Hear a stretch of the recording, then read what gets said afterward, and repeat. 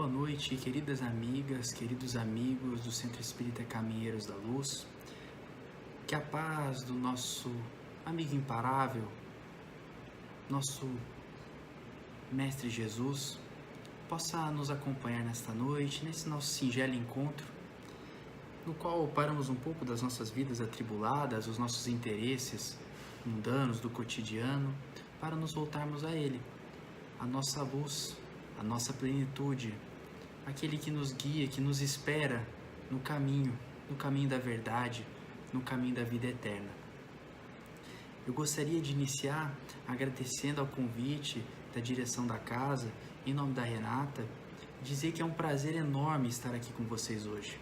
Ainda mais agora que nos aproximamos do Natal, estamos mais próximos dessa época que se convencionou denominar de renovação, em que, querendo ou não, nos voltamos ao nascimento do nosso mestre amigo, ao nascimento de Jesus, e também, por que não dizer, em que nos voltamos às possibilidades do nosso renascimento, da nossa reforma íntima, dos nossos projetos de aperfeiçoamento pessoal enquanto espíritos eternos.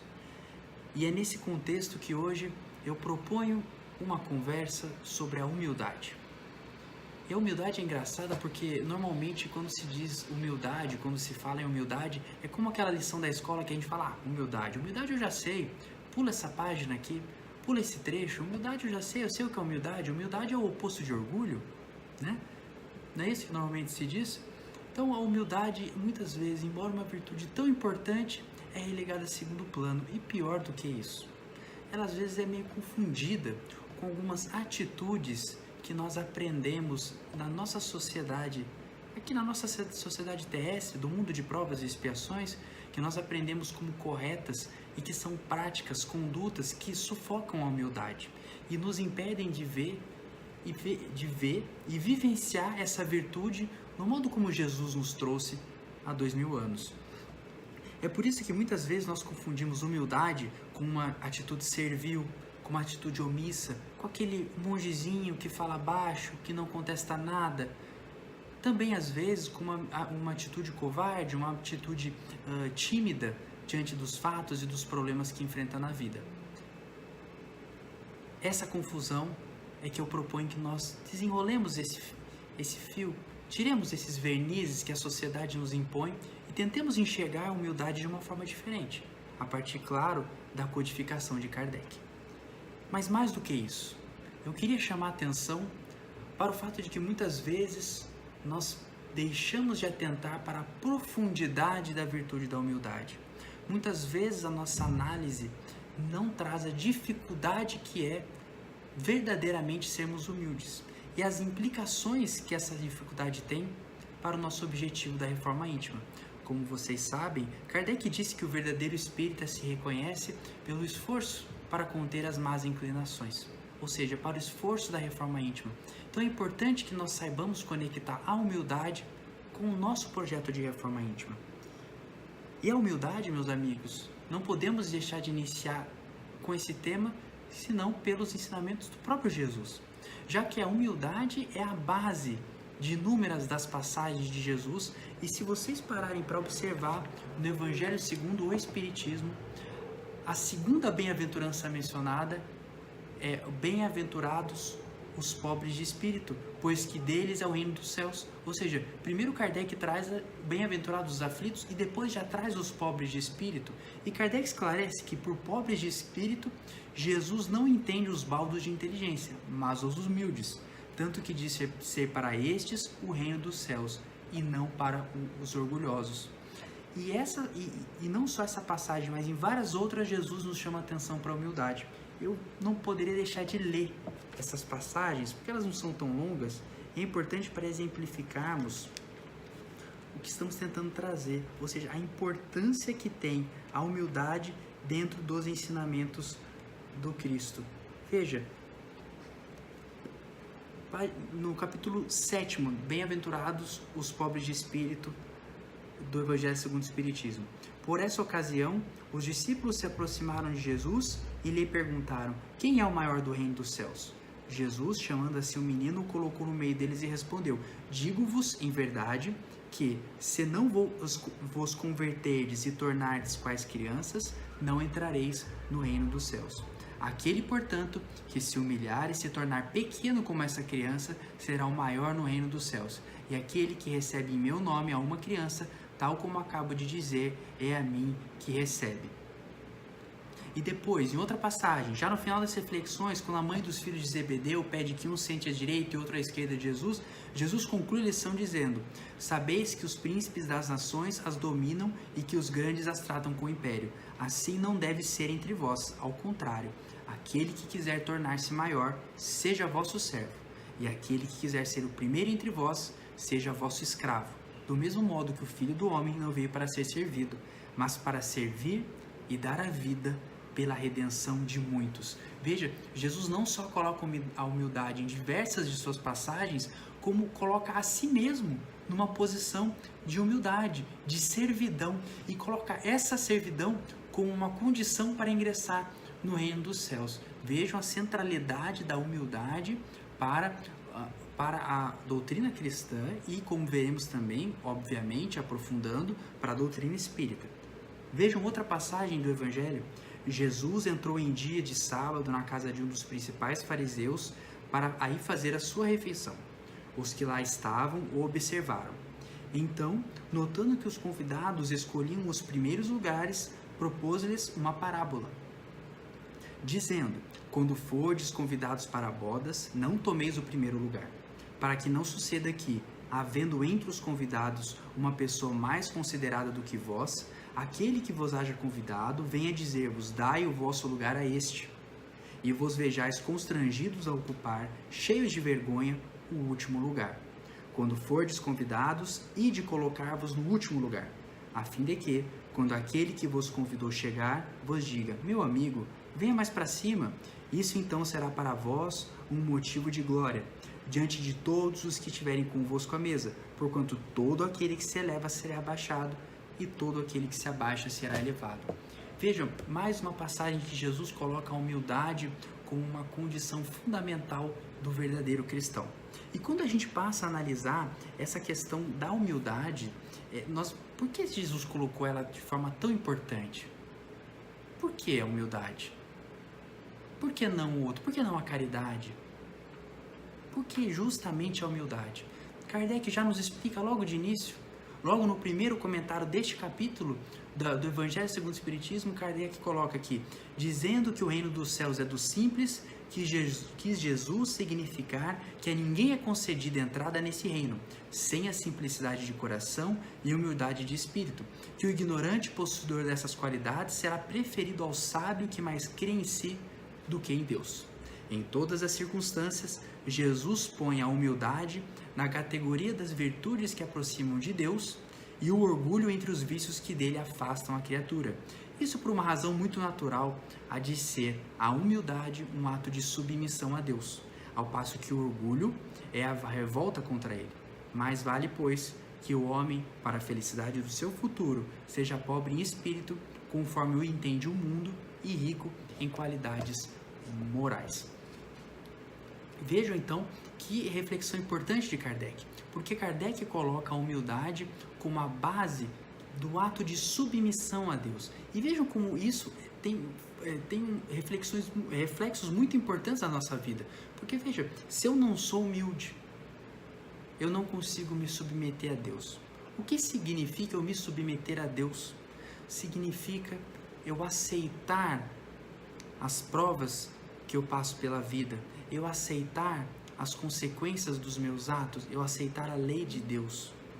Se eu não consigo me resignar ao que me acontece na vida, como eu posso ter paz de espírito? Como eu posso crescer enquanto espírito imortal? Se eu não consigo essa conexão com Deus, essa conexão que envolve submissão. É claro que não é uma via de mão única, é uma via de mão dupla. Eu busco Deus e me submeto às suas leis, porque sei que Ele é o Criador do universo, causa primária de todas as coisas, o ser perfeito, infinito em amor, infinito em bondade, infinito em justiça, porque eu sei que sem Ele eu não posso caminhar. Assim como Ele me reconhece como seu filho, e infinitamente bondoso, me dá as oportunidades de ser um co-criador do seu universo. Mas nessa via de mão dupla, é inevitável que eu me submeta à sua lei de amor, justiça e caridade, mas me submeta. Como eu vou me submeter ao Criador do Universo e resignar-me diante de suas leis, se eu ainda tenho o espinho do orgulho em meu coração, se eu me considero superior a Deus, superior aos meus irmãos, superior aos meus iguais? Não há como, portanto, sequer iniciarmos um estudo de qualquer doutrina espiritualista que coloque Deus, um Deus único, o Criador do Universo, muito menos, então, os ensinamentos de Jesus, se não formos humildes, se não soubermos cultivar a humildade em nosso coração. Mas não para por aí as reflexões da humildade em nossas vidas, porque para além de um ato de submissão a Deus, a humildade é uma virtude que implica a contraposição ao orgulho. E o orgulho é, em inúmeras passagens do Livro dos Espíritos, do Evangelho segundo o Espiritismo, a chaga da humanidade. É o escolho, o obstáculo para a nossa caminhada, para a nossa evolução aqui na Terra. E quando eu trabalho com a noção de humildade, se contrapondo ao orgulho, eu começo a ver que a humildade condiciona outras virtudes. E por isso se estabelece de forma basilar tão importante. Veja, na lição O Orgulho e a Humildade, um dos textos mais bonitos do Evangelho segundo o Espiritismo, em que o Espírito Lacordaire trata justamente dessa comparação entre humildade e orgulho, mas sobretudo de uma equiparação da humildade com a caridade. Em determinado trecho, Lacordaire coloca: sem humildade, podeis ser caridosos com o vosso próximo? Não, pois que este sentimento nivela os homens, dizendo-lhes que todos são irmãos, que se devem auxiliar mutuamente e os induz ao bem. Mais à frente, Lacordaire coloca: todos vós que dos homens sofreis injustiças, sede indulgentes para as faltas dos vossos irmãos, ponderando que também vós não vos achais isentos de culpas. É isso caridade, mas é igualmente humildade. Então veja, a partir do momento em que eu não consigo me colocar como um ser igual aos meus irmãos, veja, um ser que se submete a Deus e que também se considera igual aos seus irmãos, que foram criados também pelo mesmo Deus e que estão também fadados ao mesmo destino da felicidade eterna, ou da paz eterna, quando eu não consigo entender essa minha posição de equivalência com os meus irmãos, eu sequer consigo ser indulgente, eu não consigo ser caridoso, eu não consigo desenvolver qualquer tipo de empatia, porque a empatia pressupõe que eu consiga me colocar no lugar do outro. Como eu vou me colocar no lugar do outro se eu me considero superior ao outro? Como que eu poderia empreender qualquer tipo de ação tendente ao próximo, tendente a auxiliar ao próximo, se eu não consigo me colocar numa condição de igual, numa condição de igualmente sofredor, igualmente equivocado nas batalhas da vida? Até porque, como veremos adiante, se eu não tenho humildade, eu não reconheço meus erros, eu não reconheço meus defeitos, eu reconheço os defeitos do outro, mas os meus não, e assim eu não consigo amar, porque eu crio uma crisálida em torno de mim, eu crio uma bolha em torno de mim, uma bolha que me afasta de conseguir enxergar o outro. A falta de humildade, o orgulho nos cega, e nos cega da pior forma possível, porque cega os nossos corações, cega o nosso olhar espiritual, cega a nossa capacidade de enxergar o outro como alguém de que necessita de tanto perdão e de tanto amparo quanto eu mesmo preciso. E a partir do momento em que eu tenho a humildade de me submeter a Deus, eu me conecto com Ele, eu consigo ver nele todas as potencialidades, e ao ver nele tudo isso, eu vejo na criação dele, todo o espaço para eu atuar, e todo o espaço então para eu atuar como igual aos meus irmãos. Isso é humildade. Humildade é igualdade, e humildade é caridade. Não tem como eu exercer a caridade sem exercer a minha humildade, porque senão será uma mera esmola. Agora, a partir do momento que eu me conecto com o meu próximo e enxergo nele todas essas potencialidades, também defeitos que eu enxergo em mim, aí sim há a verdadeira caridade. Aí sim há um verdadeiro ato de amor. E é por isso que Raul Teixeira, numa comparação sensacional, em uma palestra na Federação Espírita do Paraná, coloca que a humildade é a trilha sobre a qual o amor se move. Ninguém consegue amar se não for humilde. Claro, claro. Como eu vou amar alguém que eu considero meu inferior? Como eu vou amar alguém se eu não consigo ver virtudes em ninguém senão em mim mesmo? Como eu poderei ter um ato genuíno de amor, de abnegação e desprendimento se eu continuo atado a esse padrão de pensamento que me cega e que me mantém atrelado a falsas virtudes que eu carrego e que me impede de enxergar as minhas próprias sombras que todos nós temos? Então veja, a humildade é a trilha sobre o qual o amor se move.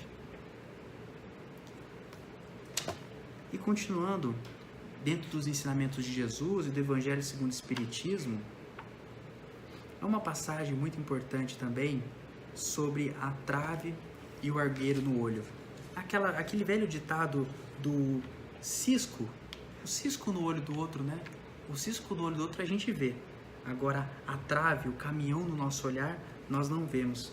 Vejam que interessante essa passagem de Jesus e como ela se conecta com o que acabamos de dizer e também vai fazer o link com o nosso próximo passo, nosso próximo assunto no tema da humildade. Em Mateus, Jesus diz: como é que vedes um argueiro no olho do vosso irmão, quando não vedes uma trave no vosso olho? Ou, como é que dizer ao vosso irmão: deixai-me tirar um argueiro do teu olho, vós que tendes no vosso uma trave? Hipócritas, tirai primeiro a trave do vosso olho, e depois então vede como podereis tirar o argueiro do olho do vosso irmão.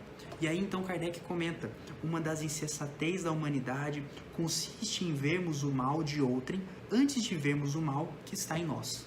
Para julgar-se a si mesmo, fora preciso que o homem pudesse ver seu interior no espelho, pudesse de certo modo transportar-se para fora de si próprio, considerar-se como outra pessoa e perguntar: que pensaria eu se visse alguém fazer o que faço?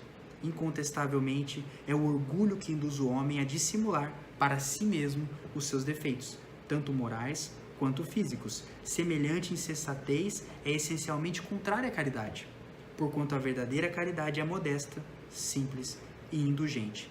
Caridade orgulhosa é um contrassenso, visto que esses dois sentimentos se neutralizam um ao outro.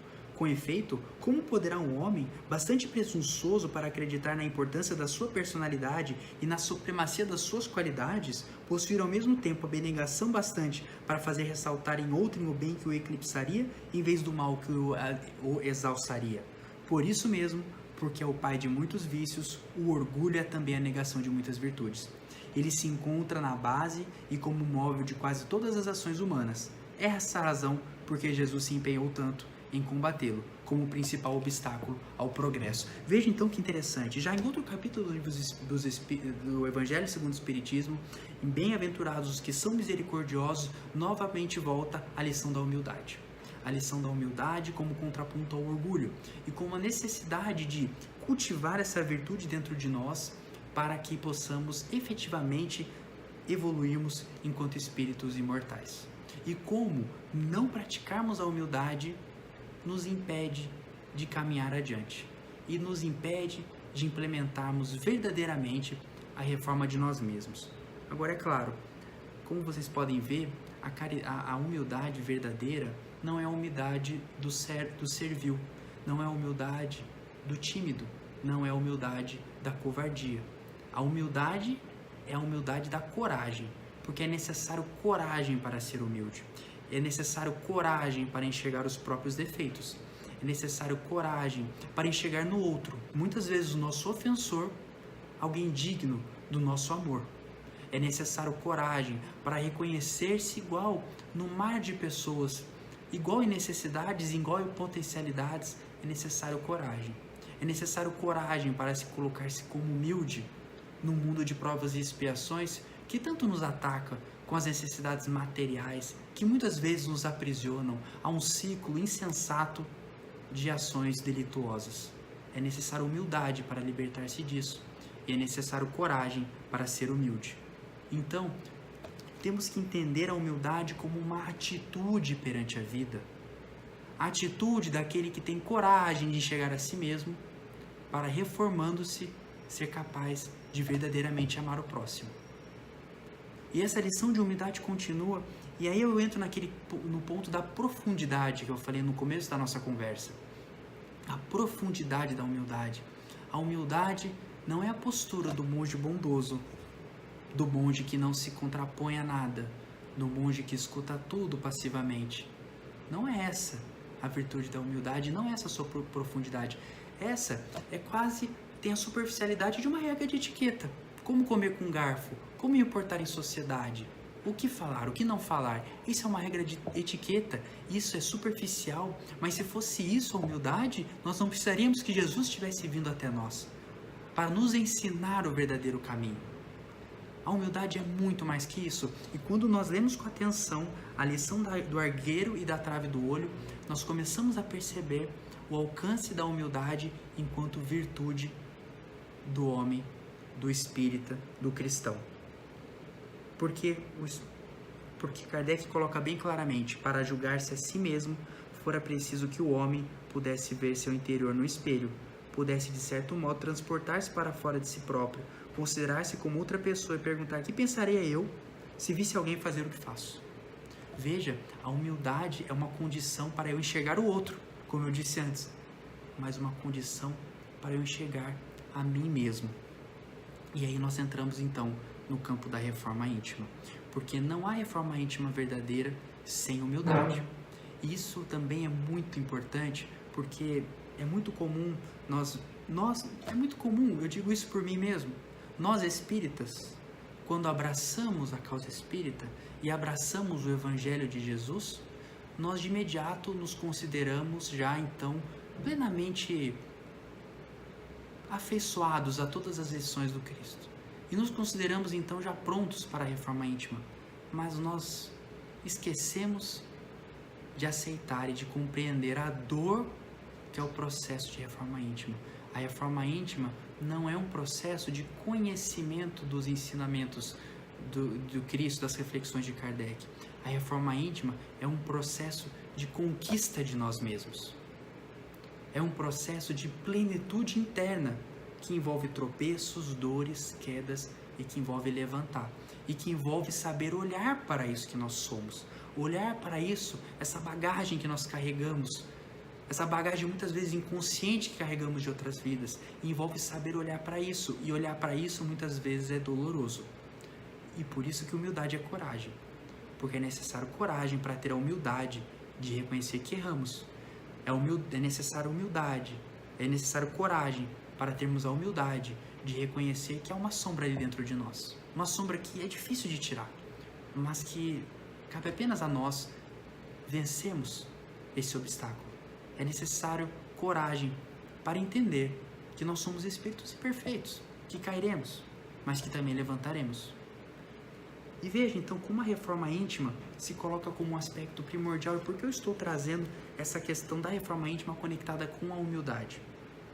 Na questão 122 do Livro dos Espíritos, que é uma das questões mais importantes, difícil eleger uma questão mais importante no Livro dos Espíritos, porque são tantas reflexões valiosas, mas a questão número 122, na 122, sem contar as letras, o Kardec está perguntando sobre o livre-arbítrio. E os espíritos respondem que o livre-arbítrio se desenvolve à medida que o espírito adquire a consciência de si mesmo. E que essa consciência de si mesmo, essas ações do espírito, pautadas no livre-arbítrio, são influenciadas por agentes externos. E quando o Kardec pergunta de onde vêm essas influências que são exercidas sobre o livre-arbítrio, os espíritos respondem que dos espíritos imperfeitos, que procuram apoderar-se dele, dominá-lo e que rejubilam com o fazê-lo sucumbir. E na letra B da questão 122, que é o ponto importante mais importante dessa questão, Kardec pergunta: tal influência só se exerce sobre o espírito em sua origem? E aí os espíritos respondem, ou seja, essa influência dos espíritos, ela vai até quando? só quando ele é um espírito primitivo, continua para sempre? Como é isso? E os espíritos respondem: acompanha-o na sua vida de espírito, até que haja conseguido tanto império sobre si mesmo que os maus desistem de obsidiá-lo. Vejam então que nessa questão, Kardec e os espíritos respondem a Kardec que a influência dos espíritos é algo normal em nossa vida e que, de certa forma, nós só estaremos livres dessas más influenciações, dessas más inclinações que são potencializadas pelos nossos irmãos desencarnados, a partir do momento em que nós conquistarmos, tivermos o império de nós mesmos. Então veja como a caminhada espiritual é uma caminhada de conquista de nós mesmos, conquista da nossa plenitude, conquista da nossa essência, porque em síntese, quando estamos atrelados à matéria e atrelados às paixões, atrelados às nossas más inclinações, aos nossos desvios, a verdade é que nós não somos donos de nós mesmos. A verdade é que quando nós sucumbimos à matéria, aos desejos materiais, aos vícios da matéria, vícios morais, vícios materiais da matéria, nós simplesmente não somos donos de nós mesmos. Nós não temos o controle da nossa caminhada espiritual. E como eu adquiro o controle dessa nossa caminhada espiritual? Mediante a reforma íntima. E como eu faço a reforma íntima?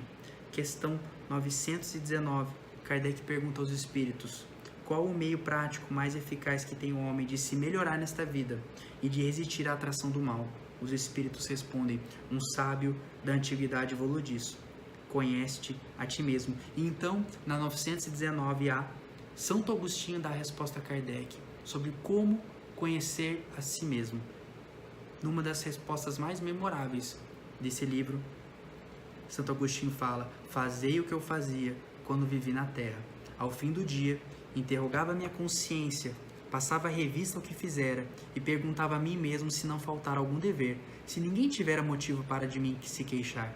Foi assim que cheguei a me conhecer e a ver o que em mim precisava de reforma. Aquele que todas as noites evocasse todas as ações que praticara durante o dia e inquirisse de si mesmo o bem ou o mal que houvera feito, rogando a Deus e ao seu anjo da guarda que o esclarecessem, grande força adquiriria para se aperfeiçoar, porque, crede-me, Deus o assistiria.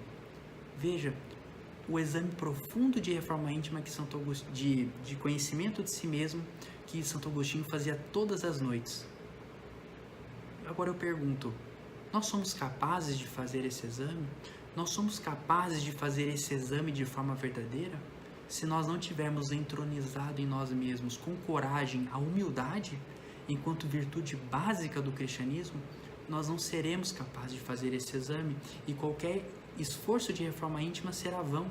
Se eu não conseguir olhar para mim mesmo e enxergar os meus defeitos e as minhas quedas do dia, eu simplesmente continuarei no mesmo automatismo, repetindo os mesmos padrões de comportamento que eu repito há tantas encarnações.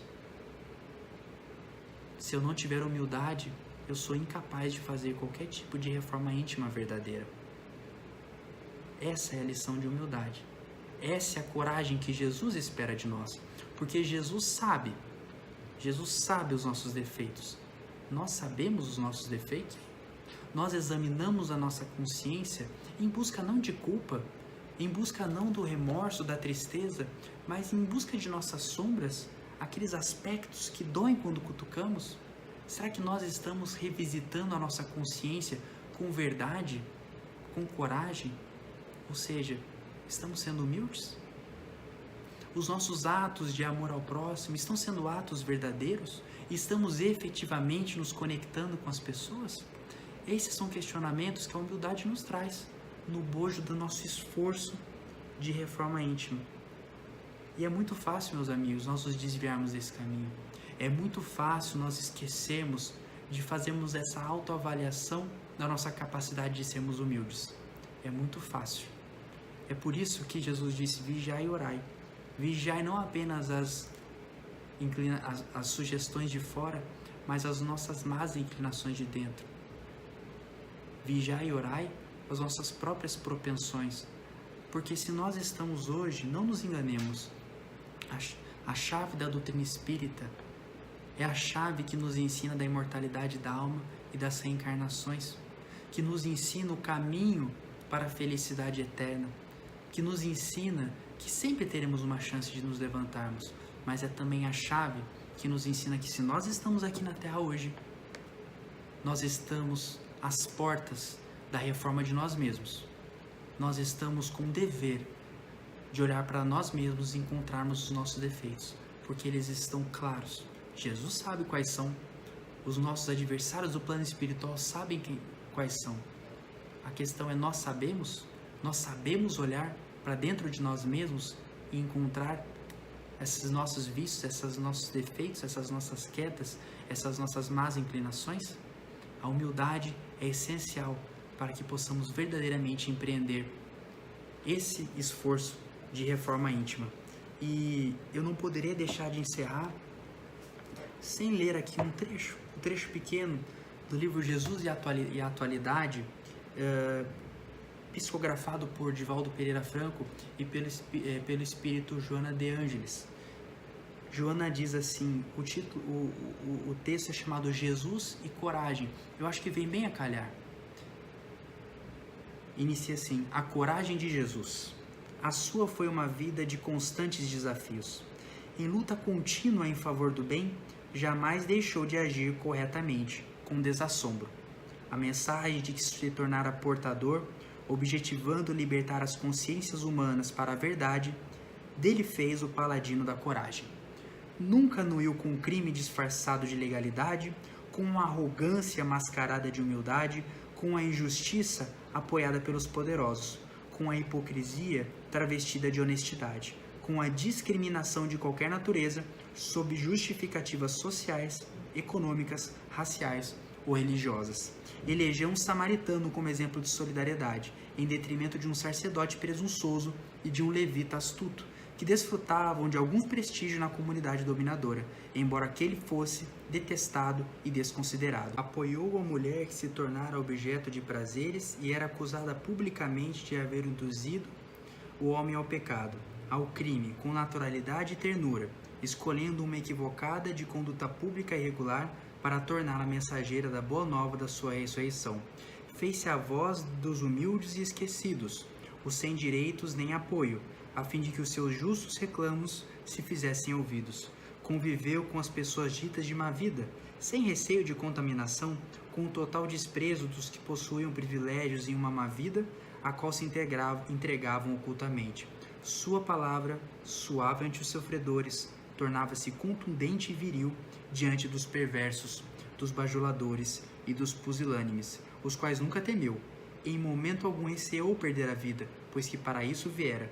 Viveu e agiu com firmeza, fora de subterfúgios, mantendo um só comportamento, o de fidelidade a Deus.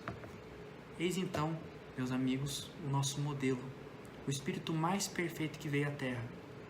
Jesus e coragem. Jesus é coragem. Vocês acham que diante de tanta coragem, alguém poderia dizer que aqui também não há humildade? A humildade de saber a missão que lhe foi confiada por Deus aqui na Terra e de agir de acordo com essa missão. Porque imaginem se Jesus tivesse adotado o nosso padrão terreno de humildade e não tivesse dito: eu sou verdade, o caminho, a verdade e a vida. Se Jesus tivesse se omitido diante de tantas tentativas dos fariseus de subverterem seus ensinamentos, se tivesse se feito servil perante os poderosos,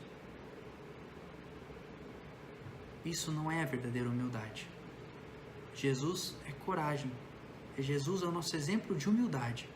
E a coragem que Jesus teve para enfrentar os desafios da sua missão aqui na Terra é a coragem que precisamos para empreendermos a nossa reforma íntima, para empreendermos o nosso esforço de conquista de nós mesmos. Fica então aqui, meus amigos, essa singela lição da humildade, essas singelas reflexões sobre a humildade e o papel que a humildade tem em nossas vidas, em nosso processo de aprimoramento pessoal. Então, para encerrarmos nosso trabalho da noite, eu peço a Deus, nosso Pai, a Jesus, nosso irmão e amado Mestre, que nos abençoe na conclusão de nossas reflexões e que, por misericórdia, permitam que seus emissários estejam juntos de nós, nos ajudem a edificar dentro dos nossos corações o santuário da humildade que nos permite enxergar no nosso próximo um irmão de caminhada imortal, um irmão que talvez tenha caído, mas um irmão que caminha conosco, assim como nós também já caímos e nos levantamos. Nos ajude, Jesus, a retirar de nossos olhos e dos nossos corações a venda do orgulho. Nos ajude a ver nossa esposa, nosso marido, o companheiro de luta, que às vezes pode errar, mas que precisa de nós ao seu lado, aos nossos filhos, que precisam da nossa orientação, que às vezes também podem errar, podem extrapolar, mas que nós saibamos enxergar neles, Jesus, os nossos caminhantes de humanidade, os nossos parceiros de caminhada na nossa jornada aqui na Terra, que saibamos vê-los como iguais, Jesus, e saibamos amá-los como o Senhor nos ama. Muito obrigado, Jesus, por esse banquete de luz, por esse banquete de paz, pela plenitude que preenche nossos corações nesse momento tão difícil da humanidade.